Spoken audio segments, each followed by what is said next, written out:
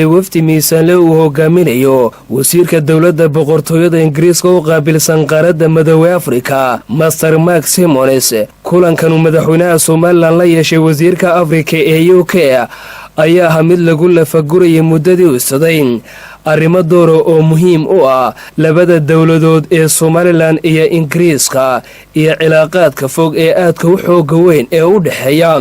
Soomaaliland iyo Ingiriiska. gaar ahaan waxaa kulankaasi diiradda lagu saaray arrimaha horumarinta bulshada, nabadgelyada iyo waliba sidii ay dowladda Ingiriisku u xoojin lahayn dhaqaalaha ay siiso Soomaaliland.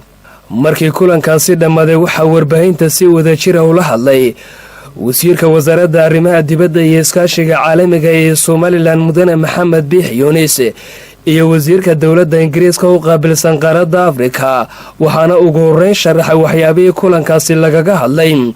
wasiirka arrimaha dibadda ee Soomaaliland Mudane Maxamed Biix Yunis. aad iyo aad baan ugu mahadnaqaynaa wasiirka oo maanta halkan ugu yimid madaxweynaha iyo wasaaradda inuu la kulmo. waxaanu ka wada hadalnay cilaaqaadka labada wadan Ingiriiska iyo Soomaaliland, cilaaqaadkaas oo cilaaqaad taariikhi ah, cilaaqaad aad u xoog weyn. waxaanu ka wada hadalnay arrimaha horumarka xagga nabadgelyada, waxaanu ka wada hadalnay arrimaha ku lug leh shirka aanu qaban doono ee Ingiriiska lagu qabanayo ee ku lug leh trade iyo investment oo aad iyo aad muhiim uga ah dadka reer Soomaaliland. waxaanu ka wada hadalnay arrimaha diaspora reer Soomaaliland ee Ingiriiska jooga iyo waxqabadkooda iyo sidee wadankooda u tari lahaayeen. waxaanu ka wada hadalnay ugu mahadnaqnay waxtarka ayna siiyaan. waxaanu aad iyo aad maanta ugu faraxsanahay oo wasiirku ku dhawaaqay in cunaqabataynta xagga safarka ee aanu muddada badan ka hadlaynay ee aanu weydiisanay dowladda inay ogaadaan inaanu dal nabada nahay, dad xasiloon nahay, inay naga qaadeen khaasatan Hargeysa iyo Berbera. ballan waxaanu ka qaaday inaan nabadda xoojino. waxaanu kaloo u sheegnay wasiirka inaanu nahay dad nabadda jecel, dad shacabkooda si fiican ula nool, hase yeeshee xuduudahooda iyo wadankooda iyo go'aansiyadooda uu mid sugan yahay oo aan cidna uga daba fadhiisanayn. aanay ogolaanayna wadankan gudihiisa in shirar lagu qabto dhibaato u keenaya wadanka.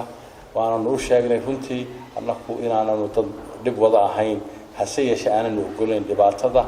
iyo wada hadalka iyo hadallada xume ka soo baxaya Puntland. annagu halka maanu gaarin 23 sanadood baan jiray, nabad baan ku jiray, hadal iyo meel ka dhacam uma diyaarnihin. waxaanu doonaynaa ummad waxaan nahay xurnimadeedii haysata more or less. marka waxaan u sheegnay dowladda Ingiriiska inay nagu ogaadaan nabad iyo annagoo meel uga soo wadashada nabadda iyo nabadgelyada Somaliland. aanay u sheegaan qolada reer Puntland inaanay Somaliland afxumadooda marna uga jawaabi doonin, ay Somaliland xuduudeeda iyo dhulkeeda ilaashanayso, ogolaanayna inuu qofna ku qabsado shir ayna Somaliland ayadu mas'uul ka ahayn. wasiirka dowladda Ingiriiska u qaabilsan qaaradda Afrika oo isaguna madashaasi ka hadlay ayaa tilmaamay waxyaabihii ay ka wada hadleen madaxweynaha Soomaaliland Mudane Axmed Maxamed Maxamuud Silaanyo. Well, thank you, Minister, very much indeed. And could I begin by saying how pleased I am to be in Somaliland. This is my first visit, but I've always been keen to facilitate the relationship between the United Kingdom and Somaliland, to make sure that we can find ways to strengthen and deepen what is an historic and important relationship for the United Kingdom. And the meeting between the President, his ministers and myself has been extremely positive and constructive. wasiirka dowladda Ingiriiska u qaabilsan qaaradda Afrika ayaa sheegay inuu aad ugu faraxsan yahay imaatinka Soomaaliland, isla markaana ay tahay markii ugu horeysay u yimaado Soomaaliland. waxaana uu sheegay in badan uu daneynayay xiriirka dhexmara Soomaaliland iyo boqortooyada Ingiriiska oo ilaa xada iyo sidii kor loogu qaadi lahaa qootadana loogu sii dheerayn lahaa xiriirka taariikhiga ee fogay u dhaxeeya wadamada Soomaaliland iyo boqortooyada Ingiriiska. kulankii madaxweynaha iyo wasiiradiisana dhexmaray ayaa ahaa mid tagan oo meedhala. waxaanu ka wada hadalnay oo kale arrimo door ah oo u dhaxeeya Soomaaliland iyo boqortooyada Ingiriiska oo ay ka mid yihiin buuri wasiirka dowladda ingiriiska u qaabilsan afrika master mark simonis arrimaha socdaalka iyo sidii kor loogu qaadi lahaa ka faa'iidaysashada jaaliyadda somalilan ee ku dhaqan ingiriiska khibradooda iyo weliba xirfadaha kala duwan ay leeyihiin si ay wax uga qabtaan dalkooda hooya gaar ahaana horumarinta dalka waxaanu ka wada hadlay oo kale sidii dowladda ingiriisku gacan ay uga geysan lahayd shir ku saabsan ganacsiga iyo maalgashiga oo ka dhacaya magaalada london si shirkadaha ganacsiga ingiriisku ay wax ugu ogaadaan buuri master mark simonis fursadaha maalgashi ee somalilan ka jiraan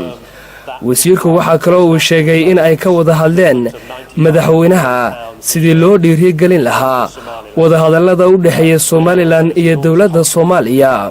geesta kale mar wax laga weydiiyey wasiirka dowladda ingiriiska u qaabilsan qaaradda afrika sida uu arko ictiraafkii ay siiyeen golaha deegaanka ee magaalada sheffield ayaa waxa uu sheegay inuu ahaa mid uu aad ugu faraxsan yahay islamarkaana ay soo dhoweynayaan horumarka kala duwan ee somalilan ay ku tallaabsatay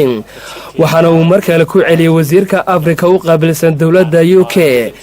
inuu aad u danaynayo islamarkaana ay dowladdiisu xoojin doonto wadahadallada ballaadhan ee u socda wadamada somalilan iyo soomaaliya kaasoo sheegay in kaalin muuqato ay ka qaadan doonaan horena ay uga qaadan jireen tan iyo intii jamhuuriyadda somalilan ay madax bannaanadeeda kala soo noqotay waddankii la odhan jiray soomaaliya sannadkii kii waxa ise soo taraya horumarka kala duwan ee somalilan ay ku tallaabsanaysay iyadoo maalinba maalinta ka dambaysa ay si rasmiya somalilan u soo booqanayeen wufuud kala duwan oo ka kala imanaya wadamada kala gedisan ee caalamka dalka ingiriis waxa uu ka mid yahay wadamada sida weyn cilaaqaadka fog uga dhexeeyo jamhuuriyadda somalilan wasiirka afrika u qaabilsan dalka ingiriiska qaaradda midowey afrika ayaa markii ugu horreysay jamhuuriyadda somalilan ka soo degay kaasoo kulamo kala duwan la qaatay madaxda somalilan oo ugu horreeyo madaxweyne axmed maxamed maxamuud silaayo kuwaasoo ka wada hadlay cilaaqaadka foga u dhexeeya wadamada somalilan iyo dalka ingiriiska iyo sidii loo sii xoojin